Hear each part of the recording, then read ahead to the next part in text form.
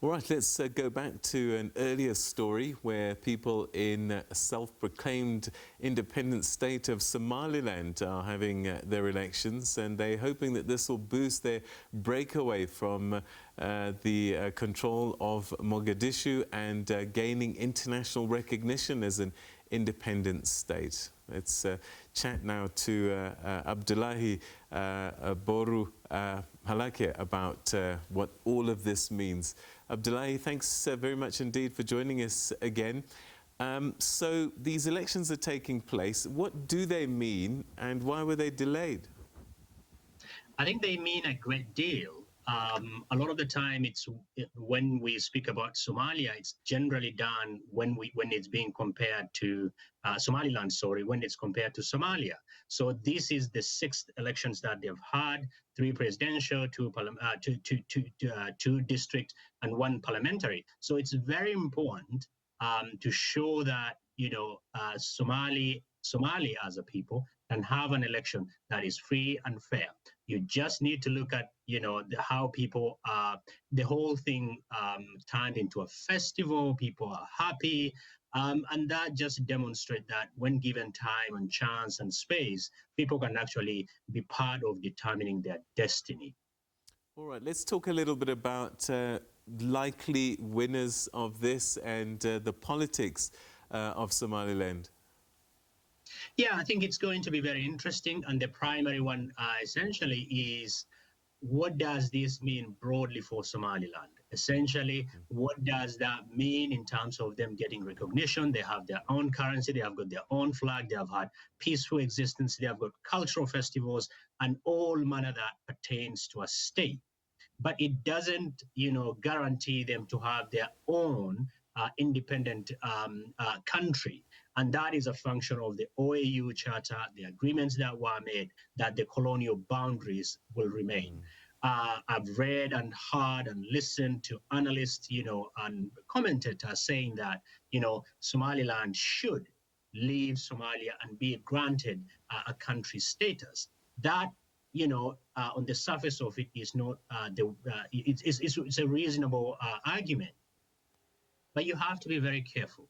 There are so many regions across the continent that do not enjoy good relationship with the center.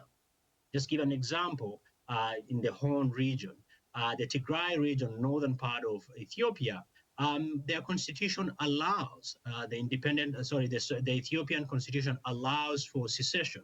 They have been fighting now for the last 7 months. Should they be allowed to secede?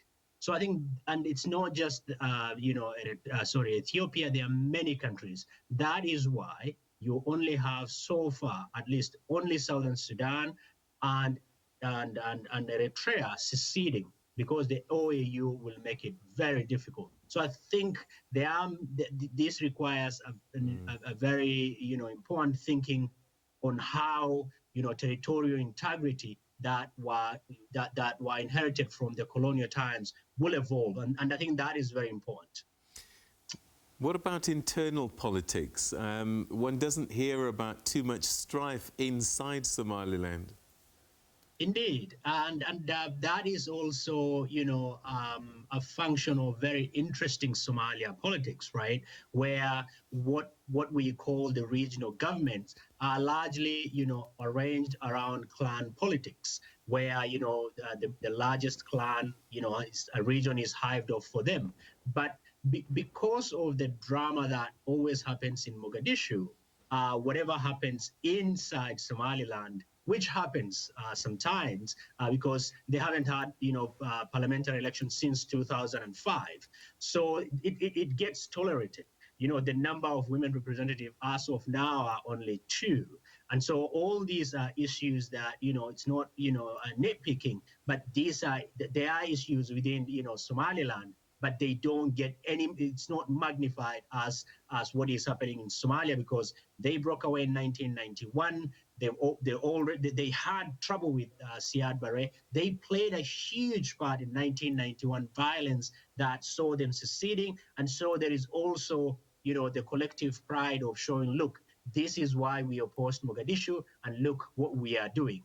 And I think it's a good model that can be borrowed by other regions if given autonomy, not necessarily independence, that they will be able to do better than the center. And that those are discussions that will not end in our parts of the world. Mogadishu itself is in turmoil. No idea who's going to be leading the country. But will they be watching the elections in Somaliland? They will always be watching, but they also watching with full faith that the OAU Charter will be there to protect them. And so they'll be watching, but I hope they watch and learn. They've had elections.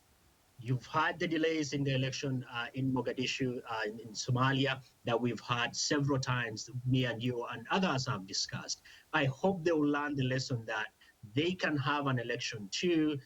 Political disagreement shouldn't lead to what we have now, a complete stalemate in Somalia. Sure, there has been a breakthrough in terms of the formula for holding the elections, but the last few months is not something any Somali citizen or politician will look back and say it was a good period.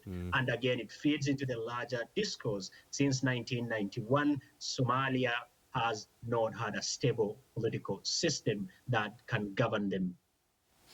Across the road, you have Puntland. Are they watching this election? Because there is a disputed territory in between the two, isn't there? Yes, yes, there is. They will be watching as well. But interestingly, Puntland also played a huge part. Their first president was part of the group that fought the Ethiopia-Somalia War of 1978 and 1979.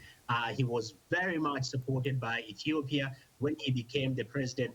He also showed the same tendencies that he fought by being a little bit headstrong, and that created a lot of the problem. But in the end, President Abdullahi, who was the first Puntland president, also became Somalia's president with support of Kenya and Ethiopia.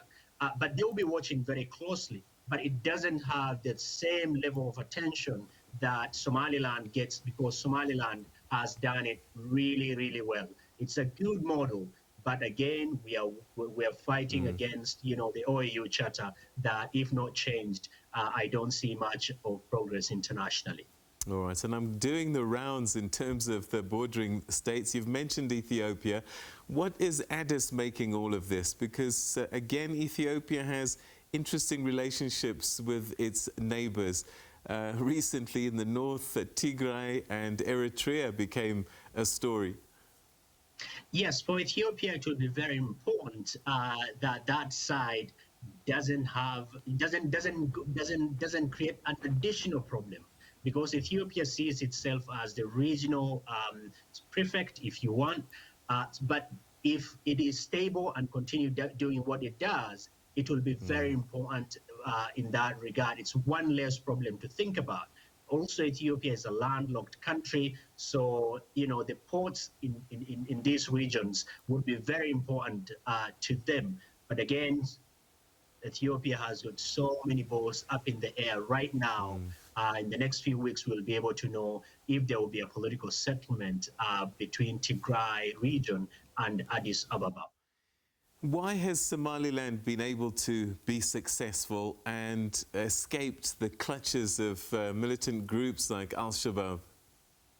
It's a very important question in a country, in a region where Al-Shabaab since 1996 have become 2006 have become such a big menace. And I think it's a function of, groups like Al-Shabaab generally look for ungoverned space, or spaces that are least governed, spaces that government is not there.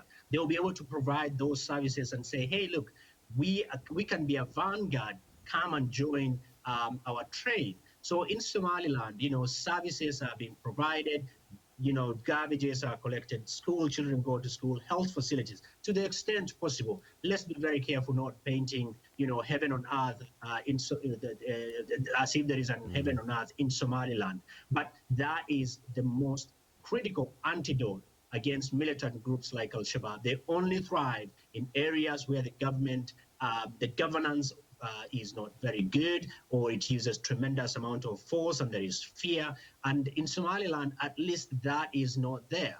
And there is also the question of the clan dynamics within which clans support al-Shabaab, including people who are regarded as not as low caste clans, and those are the people al-Shabaab recruits because it gives them a sense of purpose, where others in other places they are regarded as not very important. All right, and perhaps finally, because I have run out of time, I'm always curious about some of these borders and just wondering, especially in the border areas, people on either side of the border often are from the same tribes, the same ethnic origins. What is the case when we look at Somalia, Puntland and Somaliland? In terms of the clan dynamics, it's they're all Somalis, but they come from different clans. But you've touched on a very important issue. Somebody from Southern African region can provide a good example, right? If you look at Kenya, the community that occupies the northmost part of the country, they have relatives on the other side in Ethiopia. These are the Oromos and the Boranas. They're just one community. If you look at the Afar community, they occupy the parts of Somalia, part of Ethiopia, and part of Djibouti as well. And Somalis occupies all the 5 regional countries in the Horn, which makes, the colonial creation of some of these countries and the problems that we are now wrestling, 5-6 decades after the colonialists left. The Ogaden region, I mean, I know you don't have time, but I need to say this. The Ogaden region in Ethiopia used to be part of Somalia. Right. If it wasn't annexed by Ethiopia, they would be part of that. And so I think it's a legacy of colonialism, and how we negotiate that will determine peace and security in the Horn, as well as in other parts of the continent.